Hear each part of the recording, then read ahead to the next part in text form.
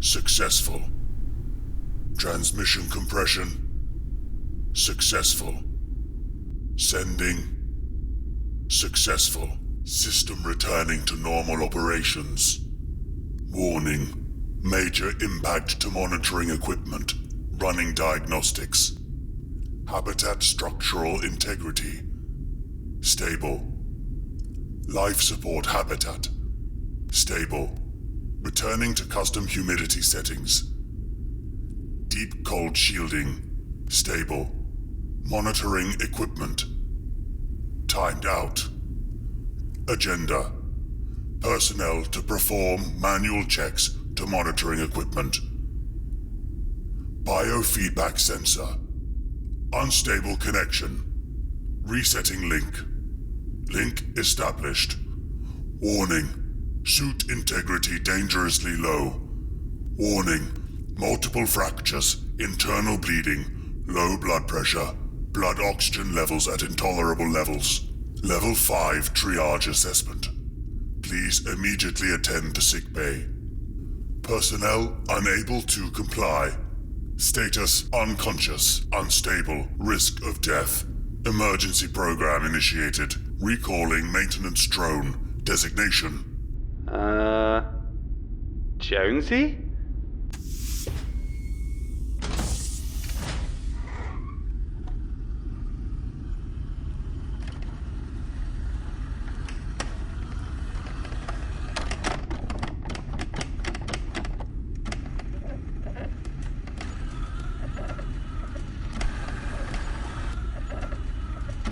Hello. While unconscious and suffering life-threatening wounds, my programming is designed to serve as a companion to boost spirits. Research shows a 5% increase in survivability of critically injured staff when another person is present. I am not a person, but I have come with pre-programmed platitudes proved to not have a statistically significant negative effect. What doesn't kill you makes you stronger. Stiff upper lip, old bean. You've got this. Get well soon. You'll be back to your old self in no time. Lots of love and positive vibes for your recovery. Sending you a big hug. My thoughts and prayers are with you this time. Expect a big hug once you're better. We're all missing you. Medbay online. Stabilization initiated. I miss you right now, but I know that soon enough we will be chatting together like old times. I talked to everyone on staff and they all agree work just isn't the same without you around. I hope you recover as quickly as possible so we can see your face again. When I heard you weren't feeling well, I was shocked. You are such a bright and cheerful presence around the office. I hope you can get back to your normal ways soon. There.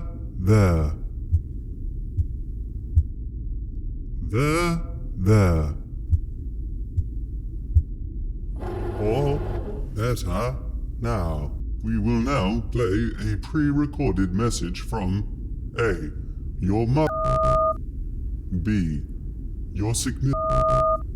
C. A family. D.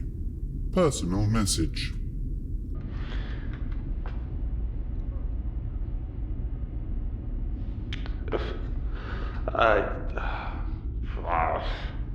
Okay, yeah, sure. Jonesy? Hi, Jonesy. You told me to record something to help me if I get fucking poorly.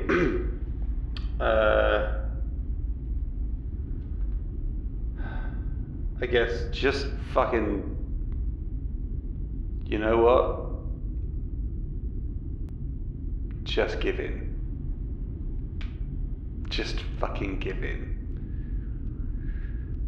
If we've gotten to this point, if we're there, if this that fucking close, just let it happen.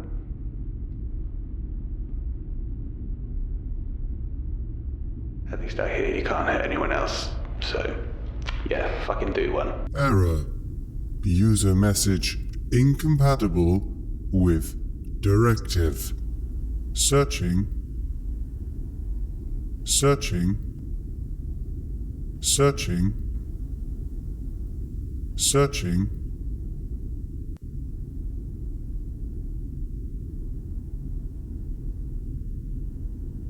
User interface connected. Scanning audio logs. Playing back recent recordings. Jupiter Online. When I was young, my father and I were inseparable. See, this one summer there was a strike at the schools, and we just had to stay at home.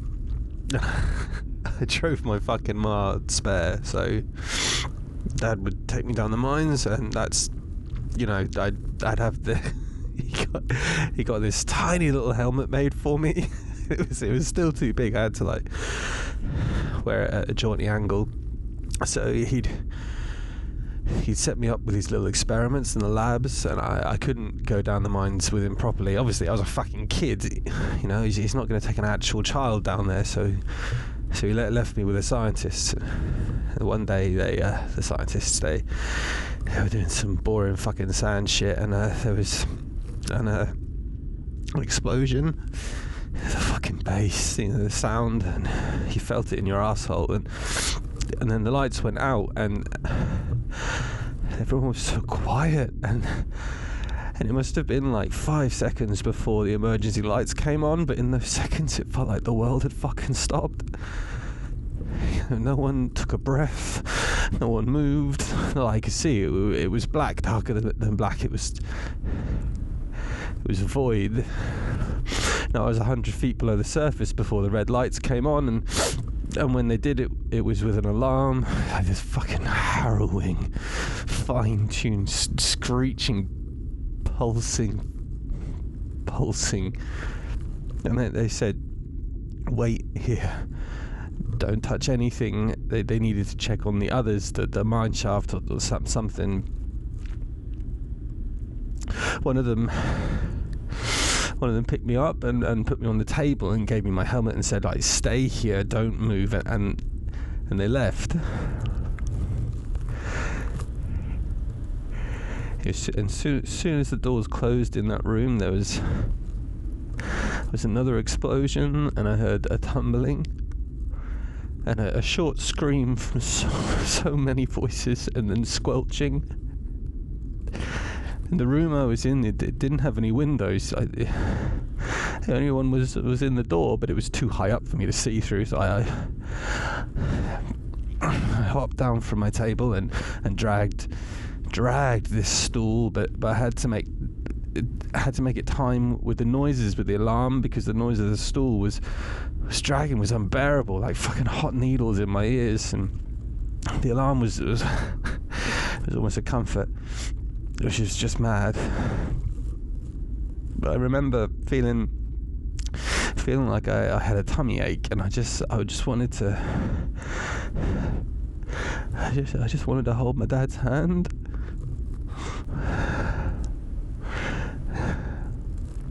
I didn't want to get in trouble, but I knew I needed to see what was in the corridor. I've heard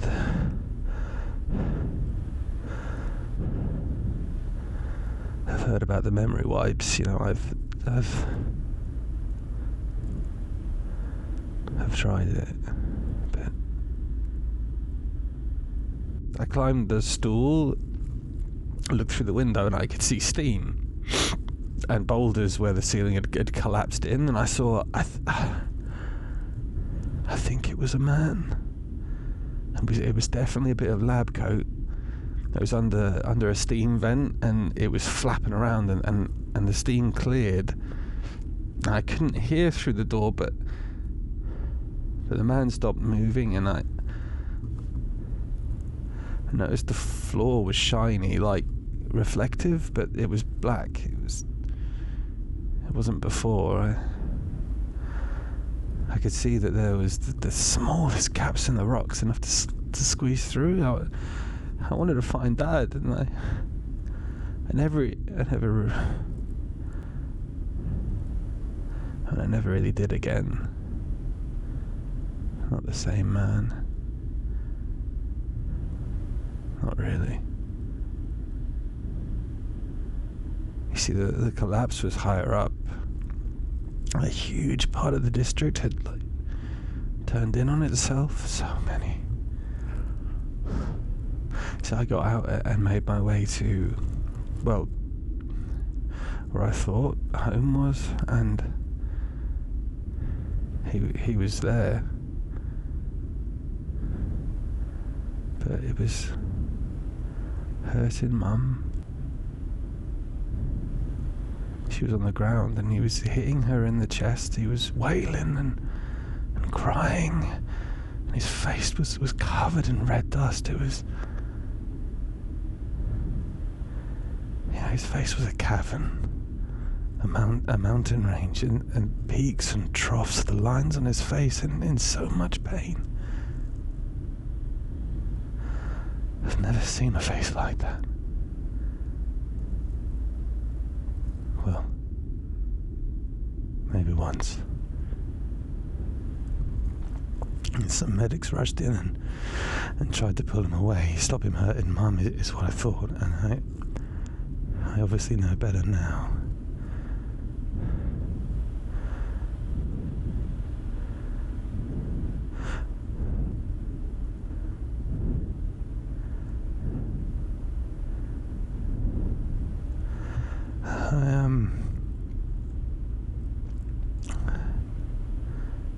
I think I'm gonna die here.